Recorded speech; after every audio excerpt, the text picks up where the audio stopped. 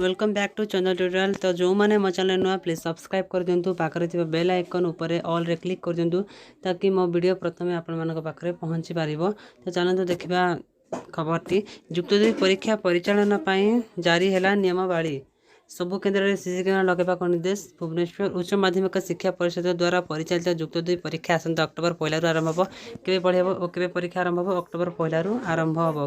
केउ मानकर ना जो माने प्लस टू रे मार्क को नहीं असंतुष्ट थे, माने बिना परीक्षा जेहेतु मार्क दिया से परीक्षा फल को नहीं जो माने असंतुष्ट से मानकर एग्जाम अक्टोबर 1 आरंभ हो। फल को नहीं असंतुष्ट थिबा छात्र छात्री यही परीक्षा देवे।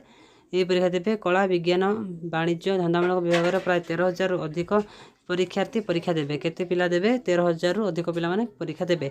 राज्य में मोट 150 परीक्षा केन्द्र कराई। तेबे परीक्षा को स्वच्छ निरपेक्ष करने को परिषद पक्षर गुरुत्व दि जाइए।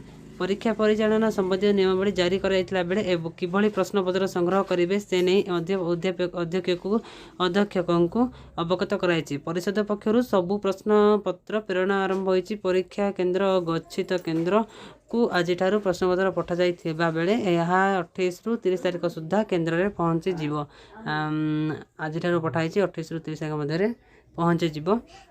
एथिपाई परीक्षा केन्द्र में अध्यक्ष प्रस्तुत रहा कहुई। प्रश्नपत्र नहीं जाइथिबा गाड़ी को अजथारे न अटकाई ताकू शीघ्र विदा करने को परिषद पक्षर कहुई। सेहीपरि प्रश्नपत्र रहुथिबा स्थान में सीसी कैमेरा लगाइबा सह जेभली 24 घंटा यह चालू रहिबो से दिगरे अधीक्षक ध्यान देवे। प्रश्नपत्र ठीक भावे गणना करने सह जदि कम थाए से संबंध में परिषद को तत्क्षणात अवगत करने को कहुई। सेहीपरि सबु परीक्षा केन्द्र में सीसी कैमेरा तारीख ठीक रखिबा सह प्रश्नपत्र रहिबा ठारू उत्तर खाता संग्रह पर्यंत कैमेरा चालू रहिबो दिगरे अध्यक्ष ध्यान देवे। परीक्षा केन्द्र प्रश्नपत्र गच्छित कक्ष अध्यक्ष कार्यालय रे मध्य कैमेरा लागिबो। अंततः परीक्षा 1 वर्ष चित्र उत्तोलन पाई मेमोरी रखिबा को कहुई।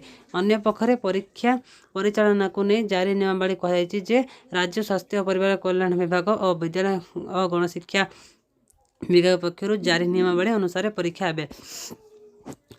शिक्षानुष्ठान परिसर शौचालय केन्द्र को भल भाव विशोधन करा। परीक्षार्थी कर्मचारी को बिना मास्क रे परीक्षा केन्द्र को प्रवेश करि परिबे नहीं। परीक्षा केन्द्र में विद्यार्थी आसन आवंटन में दूरता बजाय रखा।